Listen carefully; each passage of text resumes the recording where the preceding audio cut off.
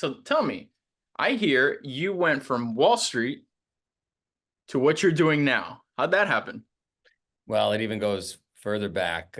My preteens, I was cleaning swimming pools for a bunch of organized crime bosses. And from there, someone begged me to go investigate Wall Street. And I had no way of getting to Wall Street. I was in Queens, New York, and it's not easy to knock on doors in finance if you're from Queens, but I did it. I muscled my way in and I got a job. And that led me to building a business on Wall Street. That's where I wanted to go. I felt like I'd really made it. I was pounding my chest, but I didn't feel good. I always had a picture of a red barn on my trading desk, and I knew someday I was getting out of the racket and I wasn't going to be sitting on a trading desk dealing with all that nonsense and doing those late nights. And I found adventure racing. I found these crazy races that I participated in. I found hot yoga. I found raw fruits and vegetables. And I felt alive when I did all this crazy stuff. And I started convincing clients and potential clients to do the stuff with me. And I kept dreaming about this idea of having a business where I got to do this to make a living. Could I actually make a living doing this? That was 25 years ago. And so I took a chance, but I took a chance while I was still on the trading desk. So I didn't completely jump off the boat. Understood.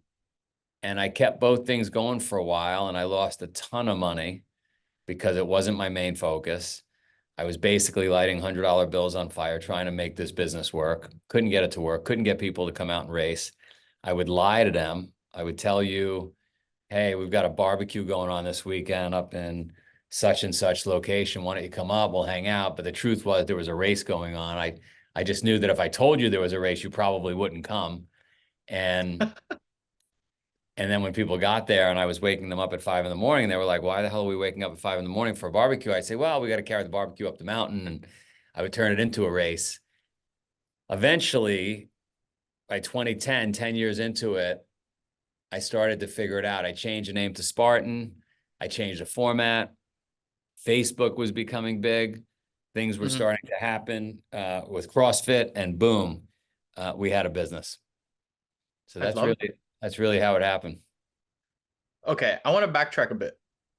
You've mentioned chopping wood, you mentioned Red Barn. What brings you to that? Is it childhood? Probably childhood. My parents were divorced at a young age when I was very young, and my mom moved to Ithaca, New York. And it really was the first time I saw barns and farms and smelled fresh air.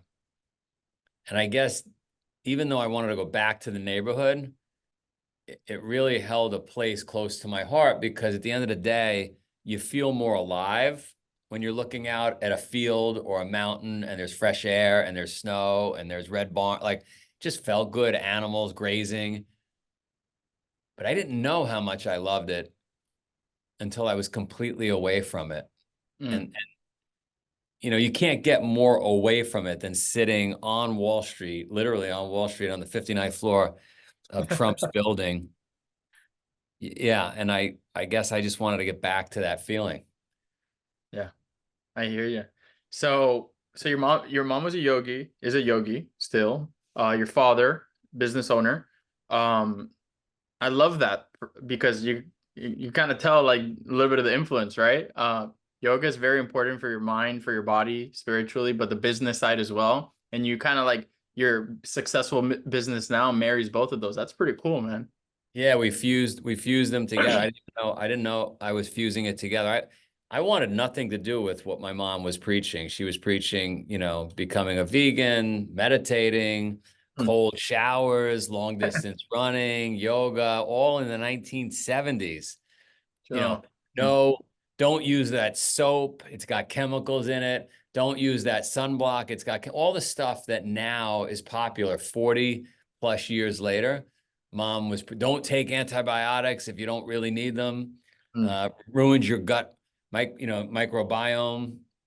So she was way ahead of her time. And then my dad was, you know, the ultimate entrepreneur. He was an absolute maniac, 24/7, never stopped. And so, yeah, Spartan is a fusion of those two modalities, those two insanities.